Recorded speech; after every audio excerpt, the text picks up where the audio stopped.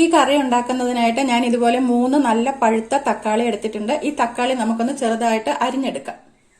തക്കാളി ഇതുപോലെ ഇങ്ങനെ ചെറുതായിട്ട് അരിഞ്ഞെടുത്തിട്ടുണ്ട്.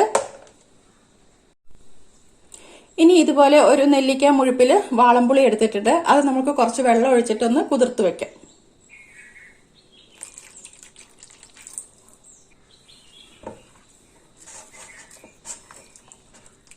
ഇനി മിക്സിയുടെ ചെറിയ ജാർ എടുത്തിട്ട് അതിലേക്ക് നമുക്കൊരു 1/4 ടീസ്പൂൺ നല്ല ജീരകം ഇട്ട് കൊടുക്കാം.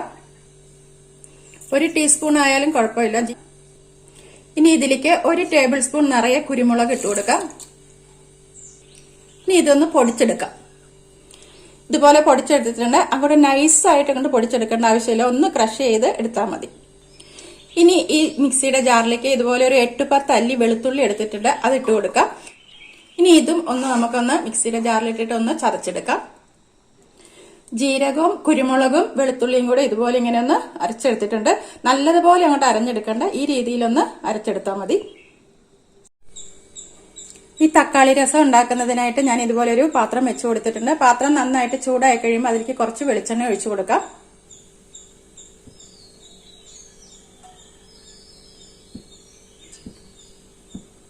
എണ്ണ നല്ലതുപോലെ ചൂടായിട്ട് വരുമ്പോൾ അതിലേക്ക് 1 ടീസ്പൂൺ കടുക് ഇട്ട് കൊടുക്കാം. കടുക് പൊട്ടി തുടങ്ങുമ്പോൾ അതിലൊരു നുള്ള ഉലുവ ഇട്ട് കൊടുക്കാം. ഇതിലേക്ക് ഒരു 2 വറ്റൽമുളക് പൊട്ടിച്ചിട്ട് കൊടുക്കാം. ഇനി നമ്മൾ അരിഞ്ഞു വെച്ചിട്ടുള്ള തക്കാളിയും കൂടി ഇട്ട് കൊടുക്കാം. എന്നിട്ട് ഈ തക്കാളി നല്ലതുപോലെ ഒന്ന് വഴറ്റിയെടുക്കാം. ഫ്ലെയിം ഒരു മീഡിയം ഫ്ലെയിമിലാക്കി വെച്ചിട്ട് തക്കാളി നല്ലതുപോലെ ഒന്ന് വേവിച്ചെടുക്കാം. തക്കാളിയെല്ലാം നല്ലതുപോലെ വെന്ത് ഉടഞ്ഞു വന്നിട്ടുണ്ട്. തക്കാളി നല്ലതുപോലെ വെന്ത് ഇതുപോലെ നല്ലതുപോലെ ഉടഞ്ഞു വരണം. ഇനി ഇതിലേക്ക് നമുക്ക് പൊടികൾ ചേർത്ത് കൊടുക്കാം. ഒരു 1/4 ടീസ്പൂൺ മഞ്ഞൾപ്പൊടി ഇട്ട് കൊടുക്കാം. ഒരു 1/2 ടീസ്പൂൺ മുളക് പൊടി ഇട്ട് കൊടുക്കാം, എരിവുള്ള മുളക് പൊടിയാണ്. ഒരു 3/4 ടീസ്പൂൺ മല്ലിപ്പൊടി ഇട്ട് കൊടുക്കാം.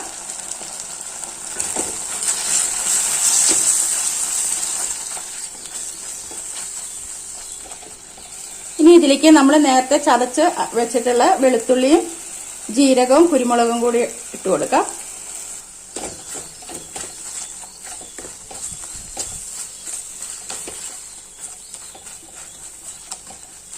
ഇനി ഇതിലേക്ക് ഒരു 1/2 ടീസ്പൂൺ കായത്തിന്റെ പൊടി ചേർത്ത് കൊടുക്കാം.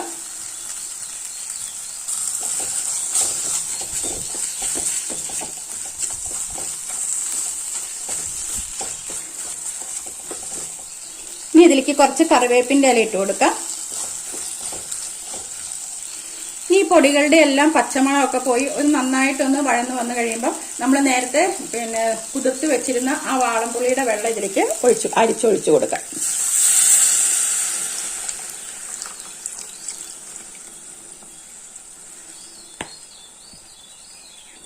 ഇനി ഒപ്പം തന്നെ കുറച്ചും കൂടി വെള്ളം ഒഴിച്ചു കൊടുക്കാം. നമുക്ക് രസത്തിന് എത്ര ലൂസ് വേണോ അതിനനുസരിച്ച് വെള്ളം ഒഴിച്ചു കൊടുക്കാം. ഞാനിപ്പോൾ ഒരു 1.5 കപ്പ് വെള്ളം കൂടി ഒഴിച്ചു കൊടുത്തിട്ടുണ്ട്. ഇനി ഇതെല്ലാം കൂടി നമുക്ക് ഫ്ലെയിം ഒന്ന് കൂട്ടി വെച്ച് കൊടുക്കാം. എന്നിട്ട് നല്ലതുപോലെ ഒന്ന് വേവിച്ചെടുക്കാം. ഈ പുളിയുടെ പച്ച കുത്തൊക്കെ മാറണം, നല്ലതുപോലെ ഒന്ന് തിളപ്പിച്ചെടുക്കാം.